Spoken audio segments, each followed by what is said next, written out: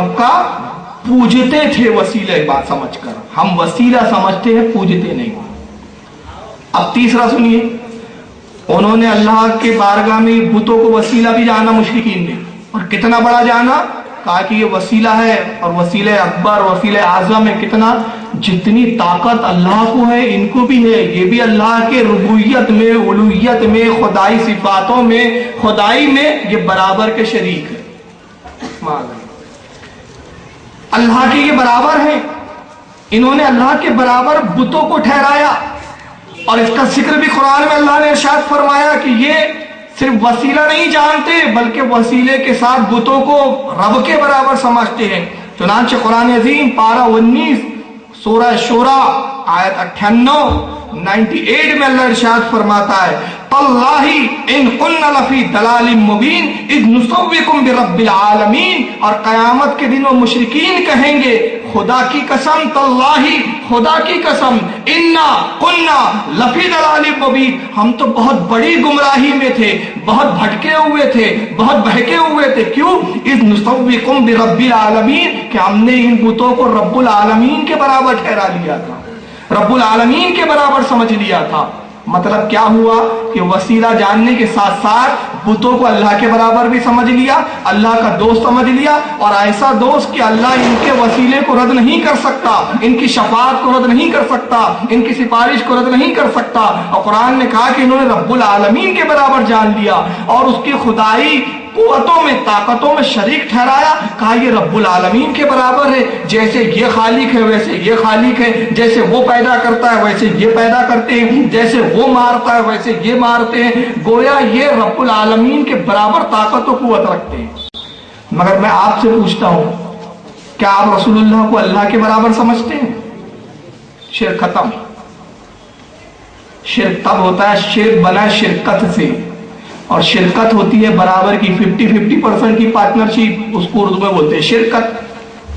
और शिरकत से बना है शिर्क। जब बात बराबरी की हो तो शिर्क कहा जाता है। तो जब हम रसूल को खुदा के न बराबर समझते हैं, न खुदा जैसा समझते हैं, बल्कि खुदा का बंदा समझते हैं, लेकिन रजा ने खत्म सुकन इस पे कर दिया, खालिक का बंदा और खल्क का बंदा।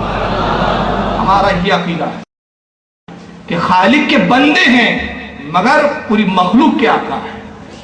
तो यहां से शिर्क खत्म हो जाता है। अच्छा, अगर बिल फर्ज चले किसी को मेरी ये 3 दलीलों से इत्मीनान ना हो तो कहे नहीं नहीं ठीक है, वो आपने लाया, हम नहीं मुतमईन इससे, तो मैं कहूंगा फिर कुरान में एक सरहातन आयत है, उसका जवाब ले आइए आप। और सरहातन आयत क्या, असली आयत क्या है सुनिए। सूरह माइदा आयत नंबर 35 अल्लाह ताला इरशाद फरमाता है, या अय्युहल्लज़ीना आमनु तक़ुल्लाह वब्तगू इलैहिल वसीला। ऐ ईमान वालों अल्लाह से डरो। पहला जुमला या अय्युहल्लज़ीना आमनु, ऐ ईमान वालों, खिताब किससे है? ईमान वालों से, यानी जिनसे बात की जा रही है, जिनको मुखातिब किया जा रहा है वो ईमान वाले हैं। अब पहला मुखातिब किया अल्लाह ने, या अय्युहल्लज़ीना आमनु, ऐ ईमान वालों क्या करो? अत्तकुल्लाह, अल्लाह से डरो। तो अल्लाह से कैसे डरो? नमाज मत पढ़ो और कहो अल्लाह से डरते हैं। रमजान का महीना है तो रोजे मत रखो, कहो अल्लाह से हम डरते हैं। अल्लाह ताला इस्तिताअत दे, माल हो दौलत हो, हज मत करो और कहो हम अल्लाह से डरते हैं। साहिब माल हो, साहिब निसाब हो, ज़कात ना अदा करो और कहो अल्लाह से डरते हैं, तो उसको अल्लाह से डरना कहेंगे? नहीं। अल्लाह से डरने के मायने नमाज का वक्त हो तो नमाज पढ़ो, तो रोजे जब की फर्जियत का जब वक्त आ जाए, रोजे आ जाए रमजान मुबारक के, तो रोजे भी रखो। हज की इस्तिताअत अल्लाह दे तो हज कर लो, ज़कात की इस्तिताअत बख्शे तो ज़कात अदा कर दो। तो सारे आमाल के मजमुए का नाम इताअत, अल्लाह की इताअत, इताअत खुदाबंदी। और ये हुआ अल्लाह से डरना। तो अल्लाह ने पहला हुक्म फरमाया ऐ ईमान वालों, खिताब ईमान वालों से किया और कहा अल्लाह से डरो, नमाज भी पढ़ो, रोजा भी रखो, हज भी करो, ज़कात भी दो, सारे नेक अमाल, साले अमाल पर तुम अमल पैरा हो जाओ। और जब इन सारे अमाल पर अमल पैरा हो जाओ तो अब ये मत सोचो कि नजात मिल जाएंगी, ये तकिया करके मत बैठ जाओ कि हो गया अब जन्नत मिल जाएंगी। क्यों? ایک تھا جس نے نماز ایک وقت کی بھی نہیں چھوڑی تھی،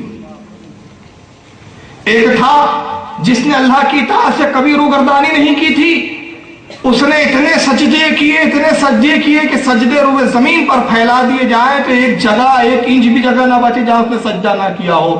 علماء فرماتے 90 لاکھ سال اس نے اللہ کی عبادت کی، مگر عبادت منہ پر مار دی گئی۔ کیوں؟ اس نے نیکوں کا ساتھ نہیں دیا، نیکوں کے ساتھ نہیں ہوا، صالحین کے ساتھ نہیں ہوا۔ صالحین کون تھے؟ فرشتے، فرشتوں کی اطاعت نہیں کی، فرشتوں کی پیروی نہیں کی، ابلیس ہو گیا، شیطان ہو گیا، مردود ہو گیا۔ تو اللہ بتا رہا ہے اے میرے بندو، عمل قابل نجات نہیں ہو سکتے، عمل مردود ہو سکتے ہیں، بارگاہ الہی سے دھتکارا جایا جا سکتا ہے۔ اگر ایمان کی حفاظت چاہتے ہو، عمل کی حفاظت چاہتے ہو تو کیا کرو؟ وَابْتَغُوا إِلَيْهِ الْوَسِيلَةَ، اس کی راہ میں وسیلہ تلاش کرو، وسیلہ ڈھونڈو۔ اور جب وسیلہ ڈھونڈ لو گے، کسی کو پکڑ لو گے، کسی ولی کے دامن سے وابستہ ہو جاؤ گے تو گمراہ نہیں ہوں گے، بھٹکو گے نہیں۔ تو یہ وسیلے کی سری آیت ہے جس میں اللہ نے فرمایا وسیلہ تلاش کرو۔ اگر وسیلہ شرک ہوتا تو یہ عجیب شرک ہے جس کا حکم اللہ ہی تعالیٰ دے رہا ہے۔ ایسا ہو سکتا ہے؟ نہیں ہو سکتا۔ اب آئیے ایک بات، یہاں پر ایک اعتراض آتا ہے، اور اعتراض یہ ہے کہ ایک مولوی صاحب کہیں گے آپ کو بعد میں، وسیلے سے مراد نبی نہیں ہے، وسیلے سے مراد اولیاء نہیں ہے، وسیلے سے مراد پیر و مرشد نہیں ہے، وسیلے سے مراد صالحین نہیں ہے۔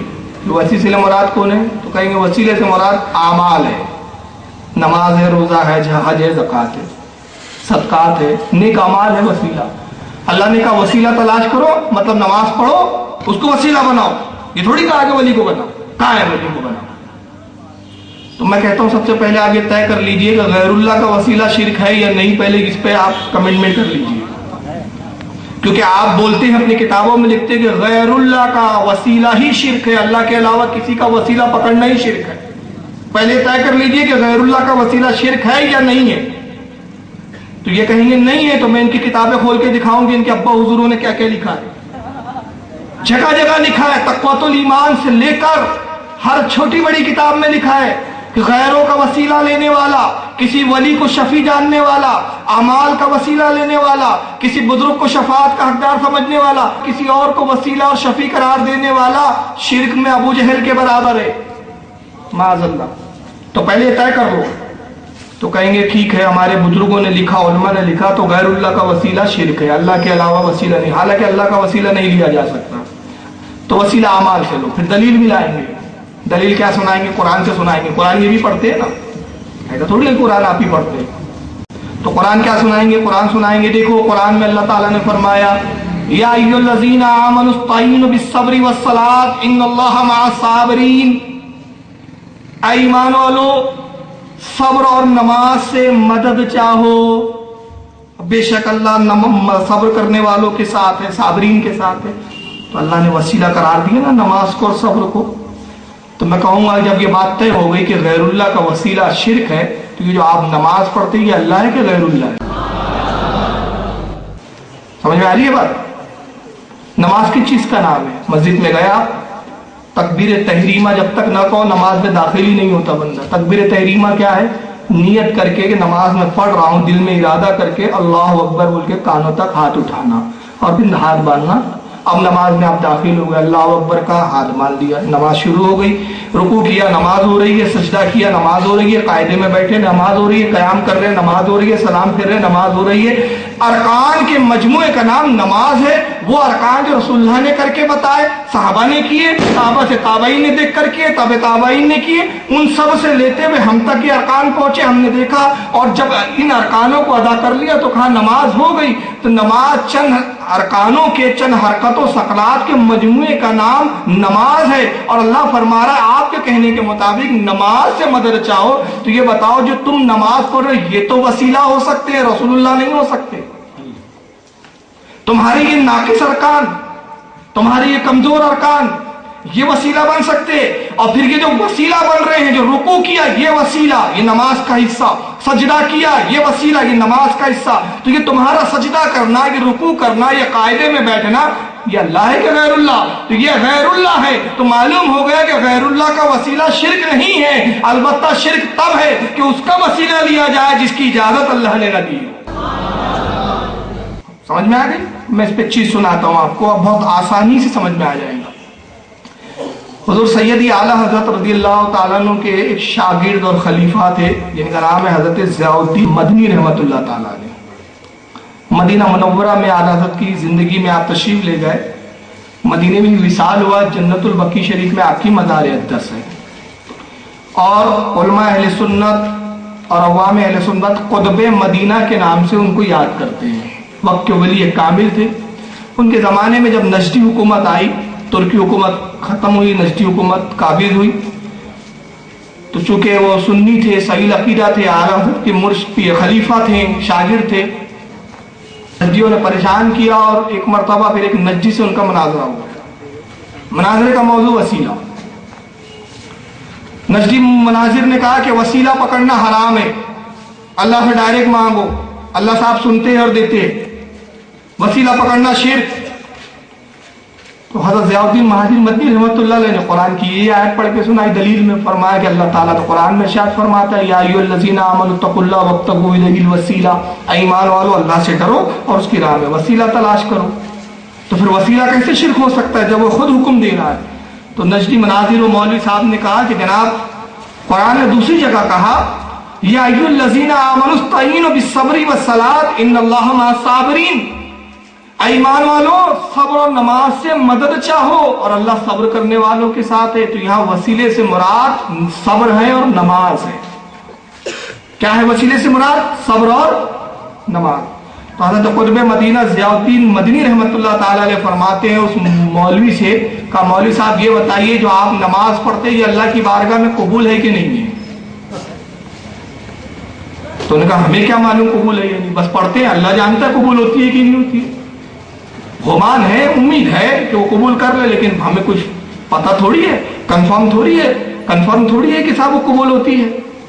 کا مطلب آپ کو شبہ ہے کہ نماز قبول ہو بھی سکتی ہے, نہیں بھی ہو سکتی؟ کہا ہاں بالکل ایسی. اچھا یہ بتائیے اللہ کے رسول صلی اللہ علیہ وسلم اپنے رب کی بارگاہ میں قبول ہے کہ مقبول ہے کہ نہیں ہے؟ کہا رسول اللہ تو قبول ہے. جب رسول بارگاہ رب العزت میں مقبول ہے, قبول ہے, تو ان کا وسیلہ شرک بولتا ہے اور جس پہ ڈاؤٹ ہے اس کو وسیلہ بناتا ہے. سمجھ میں آ رہی ہے آپ کے بات؟ تو ان کا پورا مذہب ہی ڈاؤٹ فل ہے. کبھی کچھ چیز بدعت ہو جاتی ہے, کبھی وہی چیز ان کی سنت بن جاتی ہے. اور ان کو ہر بدعت بریلیوں کی نظر آتی ہے, اپنی بدعتیں نظر نہیں آتی. نیٹ پر میں نے چیلنج کیا تھا, آج تقریباً 2.5 سال ہو گئے, کسی مائی کے لال نے جواب نہیں دیا. اگر یہاں کے غیر مقلدین سن رہے ہو سنجیدگی کے ساتھ, میں کوئی جھگڑنے نہیں آیا ہوں, لڑنے نہیں آیا ہوں. دین کی بات ہے, شریعت کی بات ہے, اللہ کے رسول کی بات ہے, اللہ کی بات ہے. آپ ہماری بے شمار بدعتیں بتاتے ہیں. ابھی ایک بچے نے سوال کیا, آپ لوگوں کو میں سوال جواب کا بھی موقع دوں گا. کہا کہ اعتراض یہ کیا جا رہا ہے کہ یہ جو نماز سے پہلے صلاۃ پڑھی جاتی ہے یہ بدعت ہے, یہ پہلے نہیں تھی. میں نے کہا اس کا جواب تو ہم بعد میں دیں گے. سعودی عرب میں تہجد کی اذان ہوتی ہے, کس حدیث میں دکھا دو, 1 لاکھ روپے لے جائے. کہاں پر؟ تمہارے ہندوستان کی بات نہیں کر رہا ہوں, سعودیہ کی. حجاج اکرام بیٹھے, ان سے پوچھئے تہجد کی اذان ہوتی ہے, مجھے بتائیے کس حدیث میں آیا؟ دور رسالت میں کیا تہجد کی اذان ہوتی تھی؟ دور ابو بکر صدیق میں تہجد کی اذان ہوتی تھی؟ دور فاروق اعظم میں تہجد کی اذان ہوتی تھی؟ دور عثمان غنی میں؟ دور حضرت مولا کائنات علی مرتضیٰ میں؟ کس دور میں تابعی, تبع تابعی, ائمہ مجتہدین تمہاری حکومت آنے تک اس سے پہلے کس دور میں ہوتی تھی؟ تہجد کی اذان بتاؤ اور 1 لاکھ روپیہ مجھ سے انعام لے جاؤ. اپنی بدعتوں کی کوئی فکر نہیں, ساری ہماری بدعتیں نکلی. تو پیارے اپنے گریبان میں تو جھانک کے دیکھ. یہ حدیث بخاری میں ہے کیا؟ 100 سوال نیٹ پہ ڈالے کہ یہ بخاری میں کہ آج تک کوئی سب کو بخار آیا ہوا ہے, ایک جواب دینے کے لیے تیار, ایک ہی جواب ہے. بریلی مجور ہوتے ہیں. ابھی ہم نے گالی بکی, بتا دے بھائی کہاں گالی بکی. ہم تو سنجیدگی کے ساتھ سوال پوچھ رہے. तुम इतने सवाल पूछते हो, चादर चढ़ाना कहाँ है, जवाब हम देते हैं। तुम पूछते हो फातिहा देना कहाँ है, जवाब हम देते हैं। तुम पूछते हो मिलाद मनाना कहाँ है, जवाब हम देते हैं। अबे तुम जब से पैदा हुए तब से सवाल कर रहे हैं, हम जवाब दे रहे हैं। हमने एक पूछा और टेढ़ा हो गए। अजीब मजहब है यार। तो तुम पूछते क्यों हमसे? इसलिए पूछते हो, तुम भी जानते हो कि इल्म सिर्फ बरेली के शहंशाह के पास है और उसके गुलामों के पास है। जवाब यही दे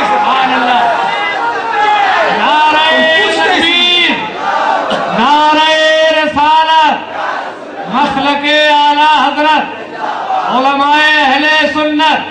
सुभान अल्लाह फारूक भाई बाबा। तो कहा जाता है बरेली जाहिल होते। अबे तो पूछता क्यों है? हर आदमी पढ़े लिखे थी तो पूछता है। तेरा पूछना दलील है हमारे पढ़े लिखे लोग। वाह वाह वाह। हम बरेली वाले हैं, इल्म वाले हैं। तो आप समझ रहे हैं ये कहाँ है, ये कहाँ है। अब चलिए वसीले पे बात, फिर मैं उन्वान पे आ जाऊं। मैं थोड़ा सा टैक्स हट गया था। अब वसीले पे एक आयत दलील में लाते हैं। कुरान में अल्लाह फरमाता है नहानो अकरबु इलैहि मिन हब्लिल वरीद। ये दलील है, इनकी बहुत बड़ी दलील है। कहते हैं अल्लाह ताला, अल्लाह साहब, अल्लाह ताला भी नहीं इनके यहाँ, हमारे अल्लाह ताला, अल्लाह तबारक व ताला। आप एक बात याद रख रहे हैं, अल्लाह मियाँ नहीं कहना चाहिए, ये मना है। कुछ औरतें हमारी माँ बहनें बोल जाती है अल्लाह मियाँ ने ऐसा कर दिया, अल्लाह मियाँ ने फरमाया, अल्लाह मियाँ ने बोला। अल्लाह मियाँ कहना जायज नहीं है, बचे इससे। कुफ्र और शिरक नहीं है, लेकिन मना है, अदब के लायक नहीं। अल्लाह ताला बोले, अल्लाह जल्ला जलालहू बोले, अल्लाह सुब्हानहू ताला बोले, अल्लाह तबारक व ताला बोले। या इतना हार्ड लफ्ज नहीं आता तो अल्लाह पाक कह दे, मगर अल्लाह मियाँ ना कहे, अल्लाह साहब ना कहे। ये दो लफ्जों से बचे। इनके यहाँ कहते हैं कि देखिए साहब आप वसीला पकड़ते हैं वलियों का, कहते हैं कि फला वली अल्लाह तक हमें पहुंचा देंगे, फला वली अल्लाह से मांग कर दे देंगे। कुरान में तो अल्लाह फरमाता है नहानो अकरबु इलैहि मिन हब्लिल वरीद। अल्लाह फरमाता है बंदे बंदे मैं तेरी शहरग से ज्यादा करीब हूं, मुझसे मांगो मैं तुम्हारी दुआएं सुनता हूं। ये बहुत संजीदगी से सुने, ये सबसे बड़ा दलील है। इसके बाद फिर इनकी दलीलें खत्म हो जाती, बस इतनी हद है इनकी। अल्लाह तुम्हारी शहरग से ज्यादा करीब है, तुम्हारी जान से ज्यादा करीब है। तो जब अल्लाह करीब है, अल्लाह सुनता है, देता है, तो फिर वसीला क्यों बनाते हो? अब इसका जवाब सुन लीजिए। पहला जवाब तो ये है, कुरान ने कहा अल्लाह करीब है, ये कहा कि बंदा मुझसे करीब है। वाह, जुमले पे गौर करें। अल्लाह ने फरमाया मैं करीब हूं बंदे से। कुरान में ये कहा कि बंदा मुझसे करीब। अल्लाह का करीब होना और होता है, बंदे का करीब होना और होता है।